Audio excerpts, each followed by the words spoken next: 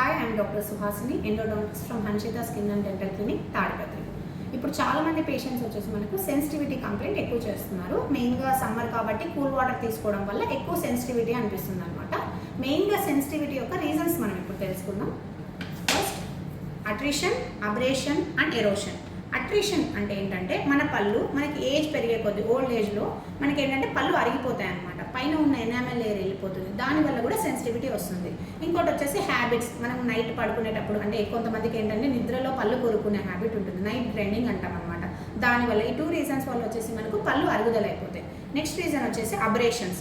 Abrasions అంటే ఏంటంటే మనకు మెయిన్గా బ్రషింగ్ వల్ల మనకు చాలామంది పేషెంట్స్ మనకి వైట్గా అవుతాయి అని చెప్పేసి హాఫ్ అన్ అవర్ అలా బ్రష్ చేసే వాళ్ళు కూడా ఉన్నారనమాట.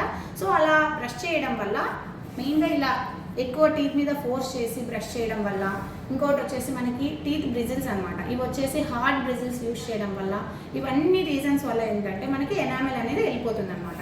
సో ఇక్కడ నాచెస్ లాగా పడిపోతుంది. దీని వచ్చేసి మనకు సర్వైకల్ అబ్రేషన్స్ అంటాం. సో దానికి ఏంటంటే మనము ఇక్కడ సాఫ్ట్ బ్రిజిల్స్ ఉన్న బ్రషే యూజ్ చేయాలన్నమాట.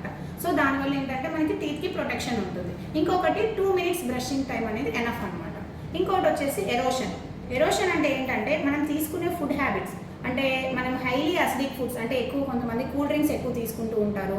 ఇంకోటి వచ్చేసి మనకి లెమన్ ఎక్కువ తీసుకుంటారు. ఇలాంటివి ఏంటంటే మనకి టీత్ని వచ్చేసి మనకి పైన లేయర్ అనేది లూజ్ చేస్తుంది అనమాట. దానివల్ల కూడా మనం బ్రషింగ్ ఇది యాడ్ అయితే కన్నా టీత్ అనేది మొత్తం ఎనామెల్ వెళ్ళిపోతుంది. దీనివల్ల బాగా సెన్సిటివిటీ వస్తుంది. ఇవన్నీ మనం అర్లీ స్టేజెస్లో కన్నా మనం ఒకవేళ కనుక్కుంటే, దీనికి అర్లీ స్టేజెస్ అయితే మనం సెన్సిటివిటీ పేస్ట్ యూజ్ చేయొచ్చు. మీరు డెంటిస్ట్ దగ్గరికి వెళ్తే కన్నా వాళ్ళు డీసెన్సిటైజర్స్ అప్లై చేస్తారు. సో నెక్స్ట్ స్టేజ్ ఏంటంటే మనకి దాన్ని మనం రెస్టోరేషన్స్ ద్వారా ఫిల్ చేసుకోవచ్చు. సో దాన్ని సెన్సిటివిటీ మనం అవాయిడ్ చేయొచ్చు. అంటే నెక్స్ట్ స్టేజ్ వచ్చేసి కొంతమందికి ఈవెన్ పెయిన్ ఉంటుంది పేషెంట్స్కి. వాటికి మనం రూట్ కెనాల్ చేసుకొని క్యాప్ వేసుకుంటే మనం టీత్ని మనం కాపాడుకోవచ్చు. అలా కాకుండా మనం వదిలేస్తే టీత్ బ్రేక్ అవ్వడం అవన్నీ జరుగుతాయి అన్నమాట.